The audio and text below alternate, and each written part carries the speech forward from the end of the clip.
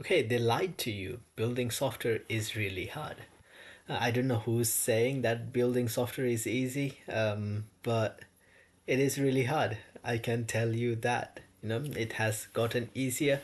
As you build skills, maybe it'll get a little bit easier, but there is always a problem that needs to be solved, and something that always takes time. Anyway, so every week there seems to be a new tool that promises you to build any applications 10 times faster, be that 10x developer. Their promise is always the same, and so is the outcome. Start using JavaScript is probably 100 times faster, they promise you. Not a new tool, probably 10 different tools. So, anyway, um, it used to be a no code tools, but recently AI programming platforms have been gaining a lot of traction. No code and AI programming tools might seem like different categories, but they have a lot in common. They both target users with prior knowledge of programming and promise to let them build anything they could desire. Yes, so no code and AI programming. AI, of course, is the latest and greatest, but I've never actually used a no code tool, but I do remember hearing a lot about them much more back in the day, compared to now. I think maybe it's all because of AI hype that it's died, or it just died in general because it didn't really help that much. I don't really know, but at the end of the day, they were both are both trying to achieve the same thing. They both I've read that part. So they are easy to learn and often have you building something in minutes that otherwise might take you weeks, if not months. The problem is that while these tools can help you build a simple prototype incredibly quickly, when it comes to building functional applications, they are much more limited. They make simple parts of software development simpler, but complex part can become more difficult. This line is so true. I cannot emphasize how true that is, right? For simpler things, I'm going to talk in terms of AI here. It makes it so much quicker. I use it in an everyday basis. But once you start using it for something slightly more complex, especially understanding context of that complex software, it just makes it worse. You're gonna spend more time trying to get this perfect right answer that you could have probably done if you tried to do it by yourself, and probably will have less time, less debugging needed. So for simple stuff, it works perfect. But once things start getting complicated, it's a whole different story. All right. Okay, the reality is that your goal is to become a software developer relying on these tools early on often ends up slowing down. Yep, exactly what I said just then. You get the illusion of progress early on, but the flat learning curve just means that it will take much longer to learn all the things you need. When you need to eventually face a problem that a tool cannot solve for you, you will be back where you started having to learn everything from scratch. It is so true. I think I saw this post somewhere today, where it was like, oh, building something, any software will take you, let's say, 6 hours without any AI code, right? You'll spend maybe, I don't know, an hour writing the code, maybe 3 hours debugging it, and then maybe 2 hours reviews, and then you go back to it for another hour and you finish the code. Whereas with AI, it's like to build it, it'll take you 5 minutes, but then to debug it, it'll take you 6 hours. And then you decide to do it by yourself, which will take you an hour to build the code. Then you have to debug for another 5 hours. And then you just end up using a lot more time. Basically, that's the same kind of thing. It's doing it from a learning perspective, but it's the same kind of idea. The great thing about steep learning curve is that you progress a lot faster. That is true. If you're looking for that one trick that lets you get ahead and jumpstart your career, my advice is don't choose the path of the least resistance. Very easy to do. Have fallen into the trap already, but I do try to keep it such that I'm understanding what I'm doing, and it's always slightly difficult, above what I can do, and then go from that. When you train a muscle, you can get stronger with resistance. The same is true for learning new skill. It is when you struggle with a specific problem or concept that you tend to remember.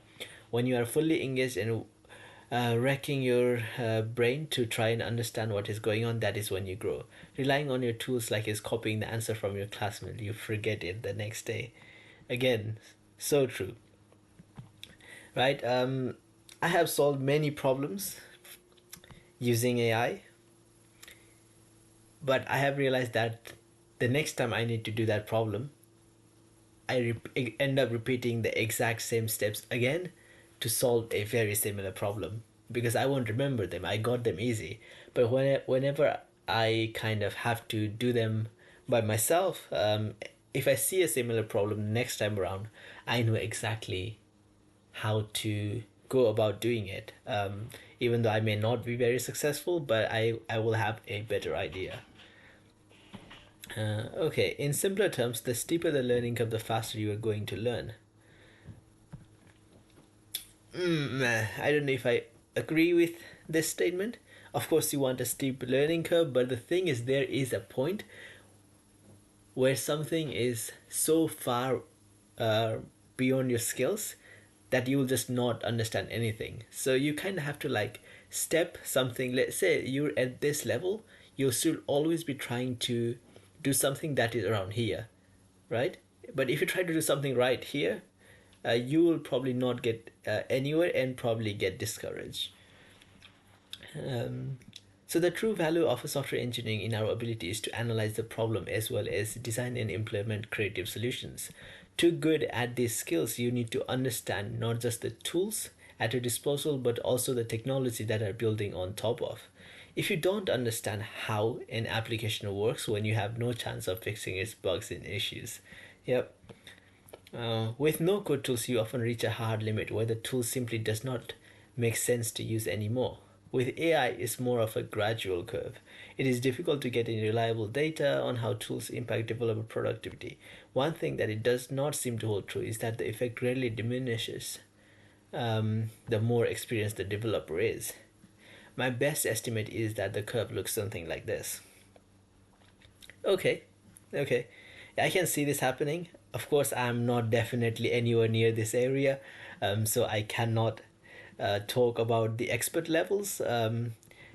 Just starting out in the industry, definitely within somewhere in here, and I do gain a lot from AI. But do talking about my peers who have been in this industry for many years, they actually don't seem to use AI very much, as much as I think I do. This could be just a thing of I almost started when I started into this career path. AI got released and I started using it from the start, whereas they probably didn't. It could be that that's the case, but it's also probably that they know so much that AI doesn't actually bring as much benefit, at least for the stage that we are in currently, right? Um, so as you gain more experience, you tend to spend more time on your complex problem that AI just have harder time solving. At the same time, you also get much better at coding and solve problems much faster than in your junior years. Yeah. As I said, there has been a lot of chat on social media about the future of software developers. One point that seems to come up frequently is the idea that companies will only hire senior engineers and rely on AI. Oh, for the tasks that they were previously done by the junior colleagues. This is clearly absurd since without junior developers there will be no senior developers. Exactly. Um, I guess I just had a weird thought that is it possible that as AI gets better, the barrier for entry will be much lower for both senior and junior developers, right?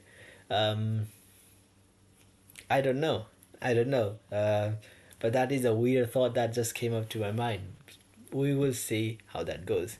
There is this, however, is that the senior salaries dropping in the economy might not be deemed as valuable in the age of AI. Yep, it's all about salaries. In that case, senior engineers will likely be more in demand, and their salaries will likely reflect that. To sum up the advice in this article into a single easy consumable bite will be this: invest in yourself. Yep, I can't deny that. Be it coding, be in real life, whatever you do, I think investing in yourself is a great, great, great asset that you can build up. Your skills and experience as a developer have value. The harder it is to acquire a set of skills, the more valuable they tend to be. Yep, like with anything. Even though the same of thing will pick up along the way will be outdated, the experiences you gained while using them stay with you. Each language or technology you use to make the next one a little easier to learn. Yep, I'll say this. This is an article. Um, will agree with most of them, most of this. A little bit of things here and there that are, I don't know, maybe depending on the point you are in within the experience curve might be different for you. Also, depending on how long you have been in the industry will make a difference for you. But otherwise, invest in yourself. Um, Go with the path of resistance and don't try to use AI too much. Um, yeah,